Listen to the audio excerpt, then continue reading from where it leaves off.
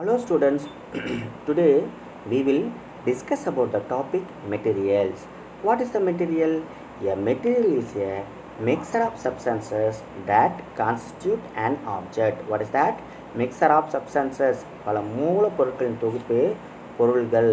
Okay, they can be pure or impure. அது வந்து சுத்தமான பொருளாகவும் இருக்கலாம், இல்லை சுத்தமில்லாத பொருளாகவும் இருக்கலாம். Then natural or man-made. அது இயற்கையிலே கிடைக்கிற மெட்டீரியலாகவும் இருக்கலாம், அப்படின்னா man-made, artificial, synthetic material irkalam.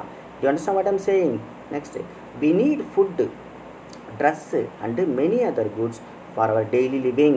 So natural and man-made materials are transformed to produce these things.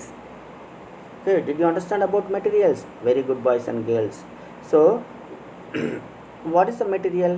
A material is a mixture of substances that constitute an object. That's all, student. Now we will see fiber. See there, I gave some pictures. No, these products are made up of fibers. These products are made up of fibers. So now we will see about fibers materials. First, what is the fiber? See, fibers is a thin thread, small thin thread, or chinna nool ilai. Okay va? So these fibers we divided into two types, natural fibers and synthetic fiber. Fiber நாலுமே தமிழில் நாருன்னு பேர். ஓகேவா? So இப்போ வந்து நம்ம outer covering of coconut பார்க்கலாம், அந்த தேங்காய் நார் இருக்குல்ல, that is also kind of fibre. That is natural fibres. To understand what I'm saying? So they gave two types, natural fibers and synthetic fiber. First we will see natural fibers. Natural fibers. The fibers we get from plants and animals are called natural fibers. So plants and animals in the natural fibers. Some examples: plant fibers, cotton, jute, coir, flax and hemp. Animal fibers, wool and silk. Wool na kambali, silk na pattu polundu edukra and the gel. Then see, now I will explain about some of the natural fibers. First, cotton. A cotton plant is a bushy plant of 5 to 6 feet high. 5 to 6 feet high. So the height எப்படி இருக்கு? 5 to 6 feet சைஸ்ல இருக்கு இந்த plant உடைய height. Okay, it is a bushy plant. புதர் செடின்னு சொல்லுவாங்க அது. ஓகேவா? Next, cotton grows well in black soil and alluvial soil. Black soilனா கரிசல் மண், alluvialனா வண்டல் மண். ஓகே, இதில் தான் வந்து இந்த காட்டன் செடி வளரும். See the picture. Cotton is usually hand picked from the plant. So on the plant linde namba paripom the cotton balls. Do you understand what I am saying? Very good, students. See here some of the steps I gave. How can we produce fabric from cotton fibers? We will see step by step. Do you understand what I am saying? First, ginning. The raw fibers are separated from the seeds by a process known as ginning. The raw fibers and the செடியிலேருந்து அந்த plug பண்ண அந்த ரா fibre இருக்குல்ல, இந்த cotton balls, அதை என்ன பண்ண போகிறோம்? அதில் இருக்கிற சீட்ஸ்லாம் வந்து ரிமூவ் பண்ண போகிறோம்.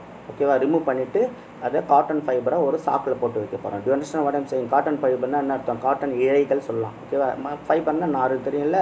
That's why they gave the raw fibres separated from the seed by a process known as கின்னிங். விதை நீக்குதல் பேர் கின்னிங்னா. ஓகேவா?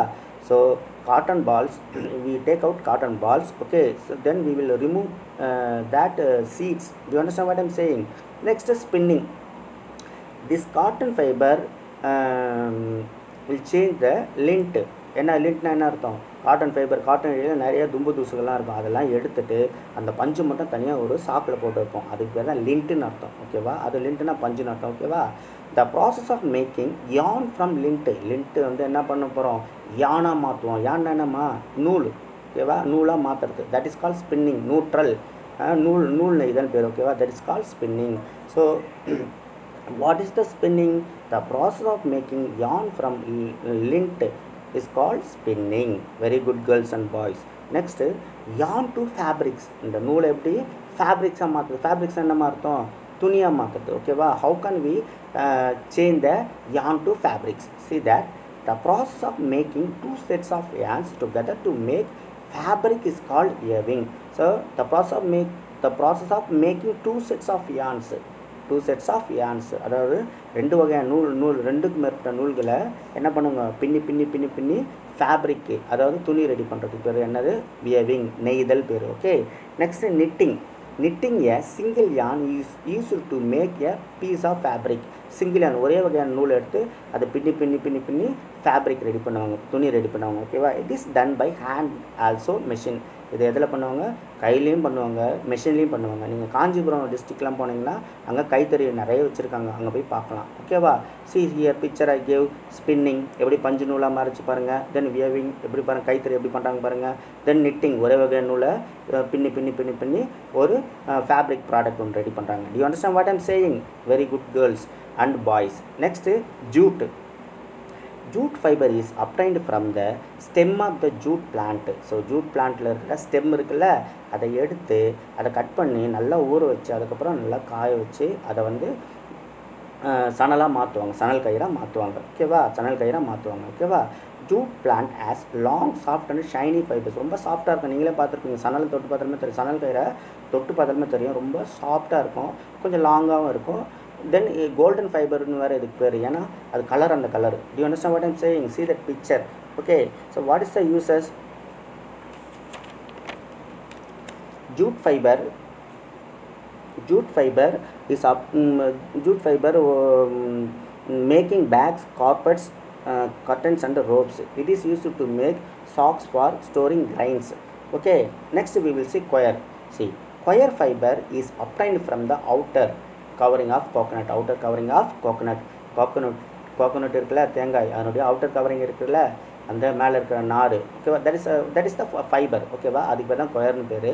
It is use to make floor mats, door mats, brushes and mattresses. Do you understand what I'm saying? Very good students. That's all students. I completed natural fibers. We will see now synthetic fiber. These fibers are made by human beings with the help of chemical process. இந்த வேதியியல் முறையை செலுத்தி இந்த fibre ready பண்ணுறாங்க. ஓகேவா, human being only doing this process. No, that's why it is called man-made fibers. What is that? Man-made fibers or synthetic fiber or artificial fiber னு சொல்லலாம். Do you understand what I'm saying? So for example, I gave you that rope, cloth, cap, tire, pet bottles, sweaters and shawls. Okay, see here synthetic fibers sources. அதோட மூலங்கள் எங்கேருந்து கிடைக்குது பார்க்கலாமா? Nylon, silk and Hul, கம்பளி, அந்த சில்க்னா பட்டுப்புழுலேருந்து எடுக்கிறது. Okay, next polyester, petroleum product. Already you read past classes means 4th standard. Okay, do you understand what I'm saying? Yeah, 300 million years before plants and animals buried under the earth. Okay, after high pressure and high temperature they are formed petroleum product. தெரியல உங்களுக்கு? So அது நம்ம ஃபுல்லாக கூழாக மாறிட்டு இருக்கும். அதுலேருந்து petrol, diesel, kerosene, crude oil, grease, tar எல்லாம் தனித்தனியாக பிரித்து எடுப்பாங்க. அதுக்கப்புறம் நார் பொருட்கள்லாம் தனியாக இருக்கும், அதெல்லாம் தனியாக பிரித்து அதில் சில கெமிக்கலை ஆட் பண்ணி ரெடி பண்ணுறதுக்கு தான் பாலிஸ்டர். வியரிங் பாலிஸ்டர் ட்ரெஸ்ஸஸ்னோ that's. Next acrylic. It is wool products. அந்த கம்பளி ப்ராடக்ட். சி தட் டெரிலின்னு ஒன்று பிக்சர் காட்டுருக்குல்ல, அது எவ்வளோ சாஃப்டாக இருக்கு பாரு, அது இந்த அக்ரைலிக் ப்ராடக்ட் தான். நெக்ஸ்ட் ரயான், உட் பல்ப்பு, மரக்கூழில் சில கெமிக்கல் முறையை செலுத்தி அதை வந்து இந்த ப்ராடக்ட் ரெடி பண்ணுறாங்க, nylon. Rayon. Do you understand what I'm saying? Very good students.